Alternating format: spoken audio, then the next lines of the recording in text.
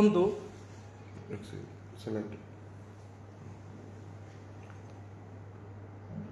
মই যেতিয়া মানে সংগঠনটোৰ ডিষ্ট্ৰিক্টৰ মুখ্য দায়িত্বত আছিলোঁ, ডিষ্ট্ৰিক্টৰ মুখ্য দায়িত্বত থাকোঁতে আপোনালোকে কেতিয়াবা তাহানিও শুনিছে নেকি সংগঠনত থাকিলে যে কিবা টকাৰ লেনদেন কৰিব লাগে, মানে কেন্দ্ৰীয় কমিটিৰ মানুহৰ লগত?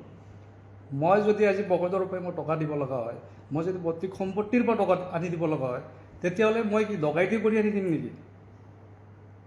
মোৰ জাতীয়তাবাদ সেইদিনাখনে বিক্ৰী হৈছিলে। এটা বৰ ডাঙৰ কথা। মই আজিৰ ডেটত এই কথাটো ক'বলৈ বিচাৰিম যে আজি চাওক, ল'ৰা এটা অনুতপ্ত হৈছে। এই ল'ৰাটো অনুতপ্ত হৈ কিনে এই কথাটো মই কৈছোঁ যে সি আপোনালোকৰ আগত ক'বলৈ বিচাৰিছে, সি বেচাৰা দল সংগঠন কৰিছিলে, এটা আদৰ্শবাদ, তাৰ এটা আদৰ্শ আছে যে সি এটা আদৰ্শ দেখি কিনে এটা জাতি বা এটা জাতিৰ নামত, এটা ধৰ্মৰ নামত, ঠিক আছে, যে আমি গোটেইখিনি নিৰ্বিশেষে আমি জাতিটোক ভাল পাওঁ, সেই জাতি ভাল পোৱাৰ চেণ্টিমেণ্টটোক বিক্ৰী কৰি ইয়াৰ হাতত ইমান তথ্য আছে, মই আপোনালোকক মোবাইলত দেখাব পাৰিম। এই মোবাইলত আপোনালোকে দেখা পাব ই বেচাৰা কেনেকৈ পইচা মাৰিবলগীয়া হৈছিলে। আপোনালোকে চাওক কেনেকৈ পইচা মাৰিছে, আপোনালোকে চাওক। এইবিলাক মিছা কথা নহয়, এইবিলাক আমি দেখাই দি আছোঁ। এইবিলাক অনলাইন তথ্য ডাইৰেক্ট। এইবিলাক আপোনালোকে দেখা পাইছে কাক পইচা দিব লগা হৈছে, আৰু এইবিলাক আপোনালোকে নিজে দেখা পাব, ঠিক আছে। এইবিলাক মানুহক তেওঁ পইচা দিবলগীয়া হৈছিলে। আপোনালোকে যদি চাই যে এইবিলাক মানুহক তেওঁ পইচা দিবলগীয়া হৈছে, কিন্তু কিয় পইচা দিবলগীয়া হৈছে? কিয় দিবলগীয়া হৈছে? আজি জাতিটোক ইমান বেয়াকৈ কিয় ব্যৱহাৰ কৰিছে? আজি উঠি অহা যুৱ প্ৰজন্মক, নিজেই উঠি অহা যুৱ প্ৰজন্ম এটা কিয় ব্যৱহাৰ হৈছে?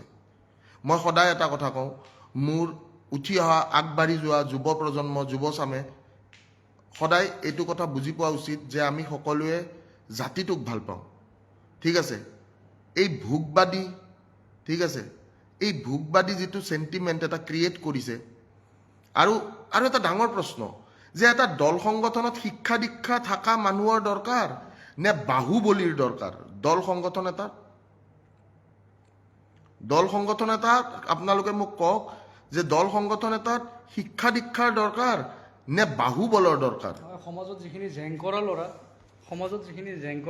সমাজত যিখিনি মানে গুণ্ডা প্ৰকৃতিৰ ল'ৰা, সেইখিনি সিহঁতে তাৰমানে দলৰ মানে মুখে বাপত বহাই ৰাখে। আৰু সেইটোতো বাদ দিয়ক, সেই সংগঠনটোৱে কয় যে আমি মিয়া খেদিম, কিন্তু সেই সংগঠনটোতে মিয়া আছে। নিশ্চয় আছে। মই সংগঠনৰ ওতঃপ্ৰোতভাৱে জড়িত আছিলোঁ। মানুহজন সেই মহানগৰ সমিতিতো মিয়া আছে। এই মানুহজন সংগঠনটোৰ এটা মুখ্য সচিব আছিলে। যিটো সংগঠনে মিয়া খেদিম বুলি কৈ আছে, সেই সংগঠনটোতে মিয়াই কিন্তু তাতে বাস কৰি আছে। আজি মিয়াই কি খিলঞ্জীয়াৰ সুৰক্ষা প্ৰদান কৰিব সংগঠনত আহি? ডিম্পু